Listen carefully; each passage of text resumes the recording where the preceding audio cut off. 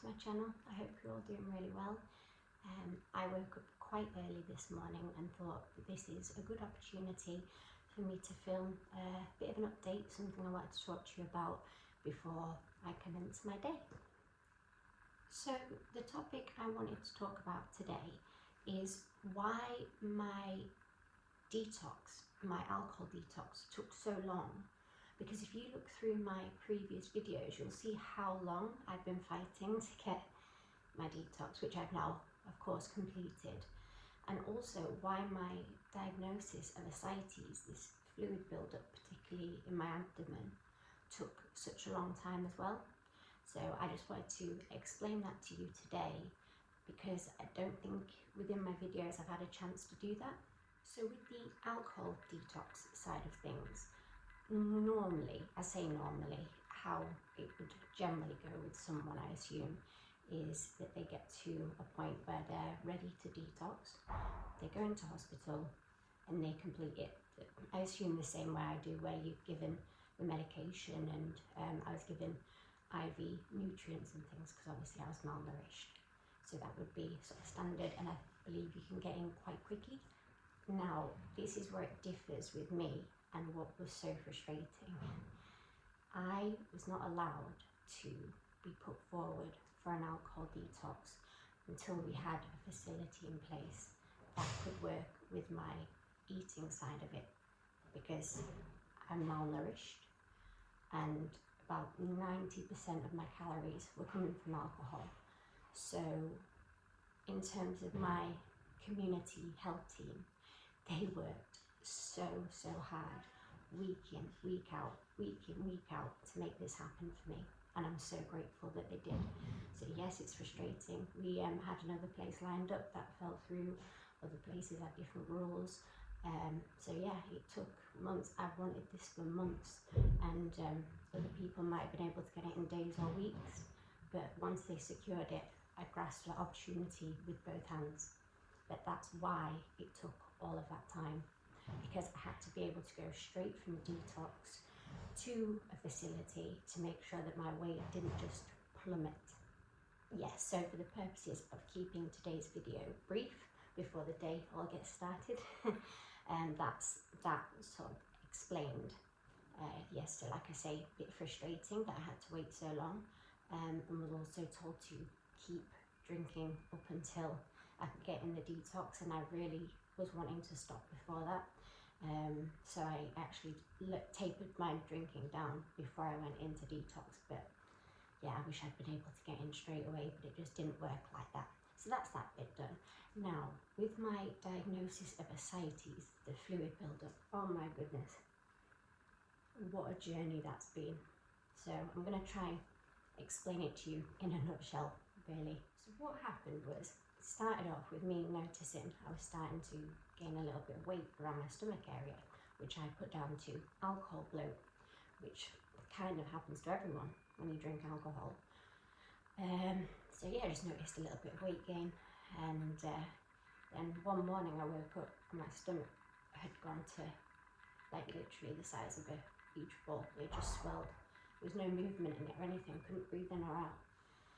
And I was like, what has happened? I didn't know if I'd eaten something incorrectly, something like that, but I've never seen it like that. And so I told the services that I work with in the community, and they recommended that I was constipated and to take a laxative. So I thought, okay, and I tried that, and the swelling started to get worse day by day. I was getting really uncomfortable. I was going for long walks and things to try help ease it off, which did help. But I noticed my weight was starting to go up by up to a kilogram a day, and I wasn't eating any different or anything like that. My drinking was staying the same, and it was all just building around this area, and it was extremely uncomfortable. So that's when I took the next step medically. So I ended up going to A&E, which I believe I did a video on, so sorry if I'm repeating anything here, but I just wanted a solid video on what went on. So I went to A&E and they took my blood, and then I went home, and they said the next day, because they said that I could bring my GP for the results, so I did that, went to go see my GP, and they didn't even check my stomach. So obviously the rest of my body is very slight now, and it was then because I wasn't able to physically eat because of all this pressure on my stomach. So I was sort of losing weight everywhere else and gaining all this fluid every day. And all they could see is that I had like slim arms, and I had bad pain in my back as well. So they checked my back, which was like all bony. They didn't check my stomach, and they said that they thought I had pancreatitis that had somehow managed to heal. That's genuinely what they said. That makes no sense to me, because number one, I had no symptoms of pancreatitis. Number two, I don't think it just heals like that. And also, number three, they didn't check my stomach. It was like out here. So I said, what do I do? And they said, just continue things exactly as you are. Your detox is coming up soon, and everything will be fine. So that's what I did. So yeah, carried on drinking, switched from fizzy lemonade to flavoured water, because I physically just couldn't fit the fizzy drinks in my stomach anymore. So they will have contributed. It's not the cause is alcohol, alcohol-related liver disease or alcohol-related ascites. But it just meant that it didn't take, the bubbles weren't causing me more distress.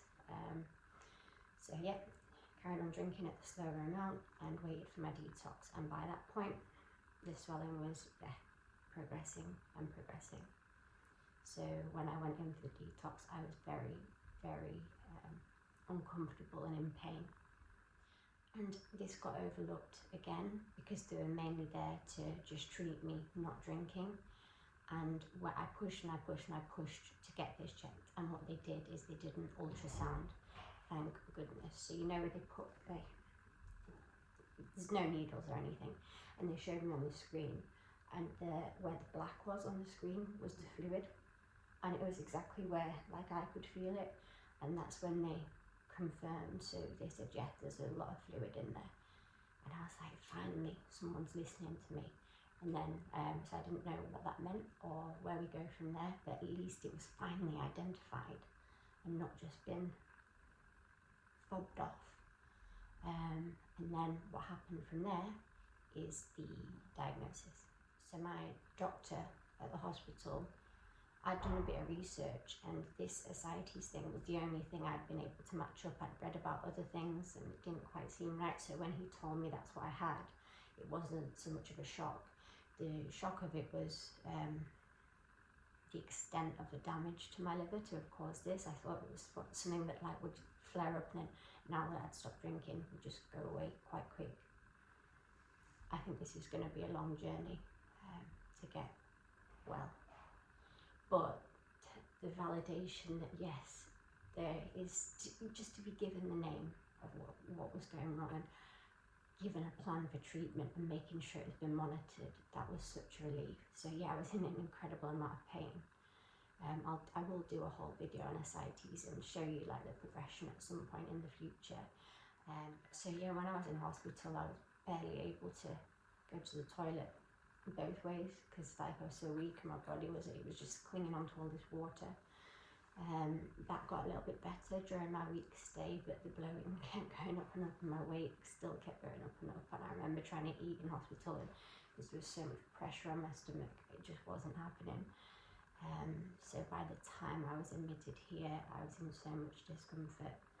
And I just want to end this video on a good note of how helpful and how much better I'm feeling now. It is going to be a long journey. I'm not fixed by any means at this point, but I am hopeful.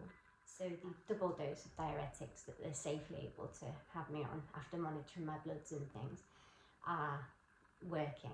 So the difference that I've noticed is, like I say, all the swelling is on my abdomen, and it did spread to my legs and my ankles as well. I've got some special socks on, which is helping the swelling in my ankles and feet, and that helps with the pain. And my stomach, now around my rib area, has started to release a bit of tension, or maybe let go of some water around there, which is phenomenal because it makes breathing easier, because it's not pressing on, like, we're like, where are your lungs? They explained it's like around there where a lot of the fluid was. So that's probably why you notice I sound a bit breathless, but a lot better than I've been. And I can actually breathe in a little and feel some movement and things, and I'm more mobile.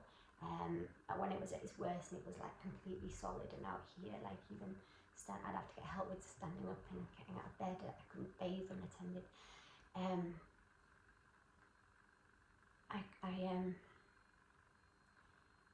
That was really tough to get through because I had the pain and the lack of mobility. Whereas now, I feel like my body it's saying thank you for giving me nutrients. Thank you for giving me what I've been crying out for a long time, because I haven't been looking after myself well. I'm doing everything now that I'm told to do because it's all for my health. And I think my body's saying, thank you, Jordan. I am going to improve. I'm showing you that I'm improving, but I'm going to do this over a longer period of time to make sure that once you get well, you don't go back to bad habits.